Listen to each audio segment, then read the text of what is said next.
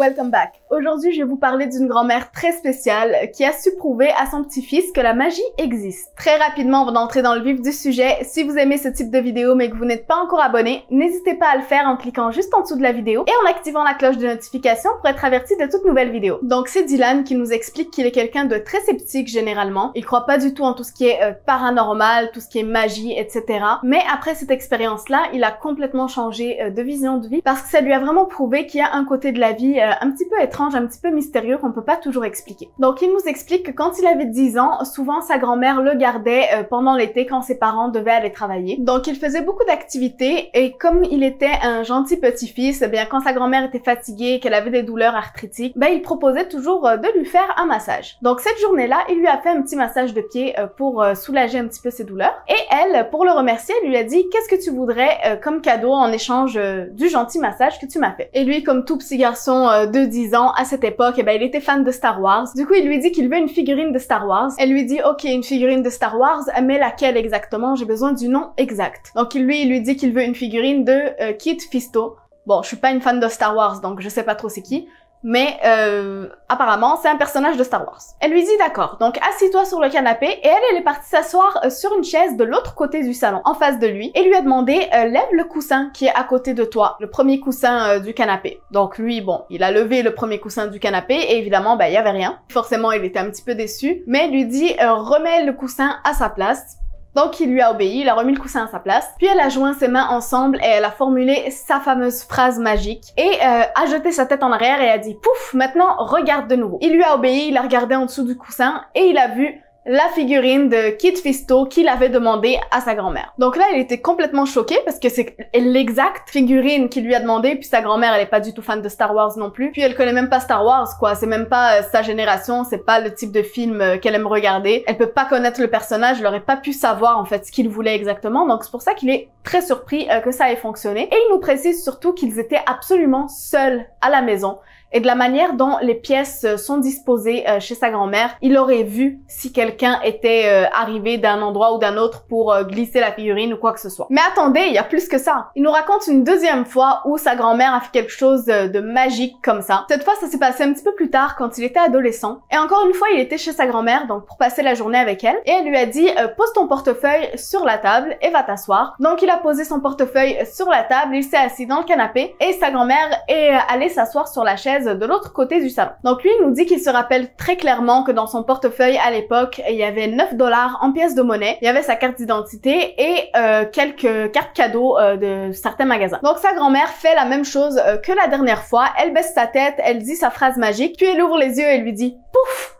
Maintenant, regarde dans ton portefeuille. Donc il ouvre son portefeuille et il trouve à la place de ses pièces de monnaie un billet de 20 $. Waouh. Donc lui, il pète un plomb, il comprend pas ce qui se passe, il lui dit mais comment t'as fait ça?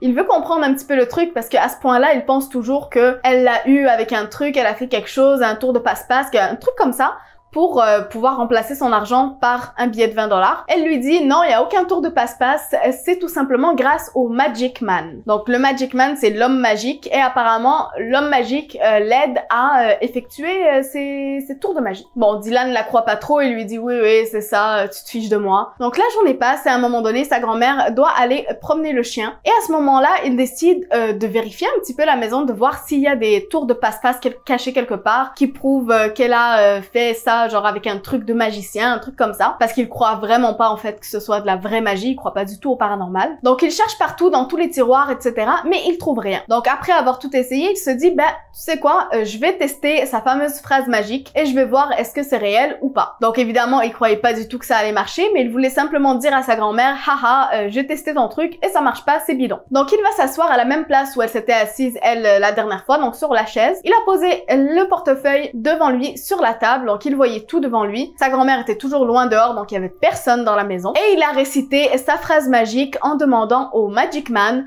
de changer son billet de 20 $ pour les 9 $ qu'il avait précédemment. Donc après avoir récité la phrase magique, il se lève, il va vérifier que sa grand-mère est toujours bien dehors. Oui, il la voit par le jardin, elle est toujours pas rentrée. Et il va vérifier ensuite son portefeuille et trouve les 9 $ qu'il avait au départ à la place du billet de 20 $.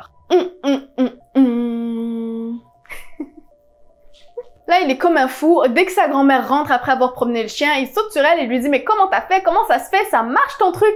Le Magic Man, il a changé mes 20 $ pour mes 9 $. » Et il panique. Là, sa grand-mère le regarde droit dans les yeux et lui dit « Mais pourquoi t'as fait ça? Maintenant, t'as moins d'argent. » Bah oui, hein, t'avais 20 $, maintenant t'as 9 $.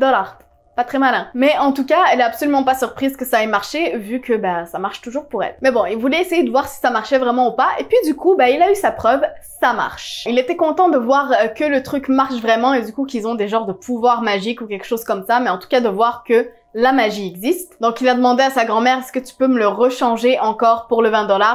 Elle lui a dit non. Mais bon, en tout cas, il a eu sa preuve que la magie existe et je trouve que ça vaut bien plus que 20 $.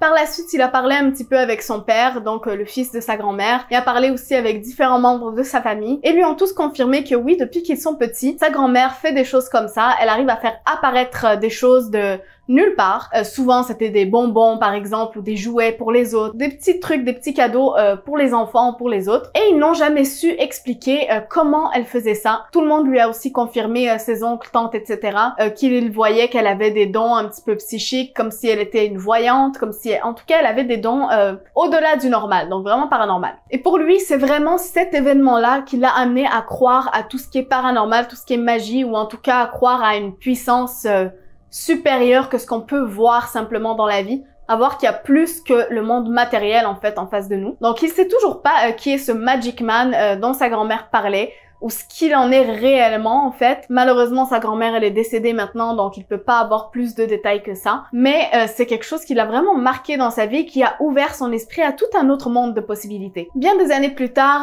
devenu adulte, il était chez lui, donc avec ses colocataires et tout un groupe d'amis, et il leur a raconté donc l'histoire de sa grand-mère, ce qu'elle faisait, ce qu'elle arrivait à faire, etc. Et tous ses amis lui ont dit genre mais qu'est-ce que tu racontes? Ça existe pas des trucs comme ça, tu te fous de nous.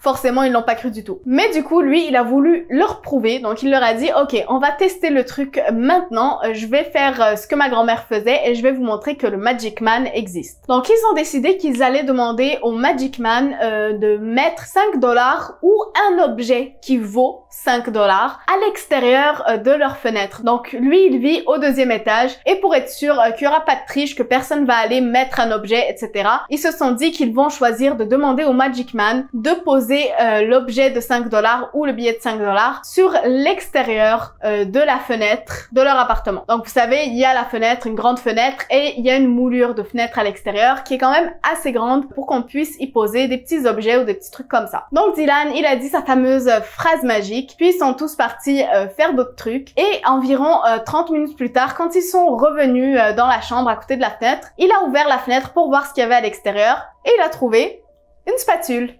Une vieille spatule rouillée qui était là perdue sur la fenêtre, on sait pas pourquoi. Avant, elle était pas là, forcément, il avait vérifié. Et du coup, tout le monde était choqué en fait. Oui, c'est vrai que ça a l'air de valoir environ 5 $. En tout cas, personne paierait plus que 5 $ pour ça. Donc voilà, ça, il sait pas si c'était vraiment une coïncidence ou pas, ou si ça a vraiment fonctionné, la phrase magique. Mais en tout cas, il continue de croire dur comme fer que cette phrase magique fonctionne, que sa grand-mère avait une connexion avec l'au-delà ou avec quelque chose de paranormal, qui pouvait l'aider donc à faire apparaître des choses comme ça. Il nous dit aussi qu'il croit que ce pouvoir a une base un petit peu de karma, parce qu'apparemment sa grand-mère faisait apparaître des choses pour les autres, jamais pour elle. Donc peut-être que quand tu fais ça pour les autres, pour faire une bonne action envers quelqu'un, ça fonctionne, et quand tu le fais seulement pour toi, ça fonctionne pas.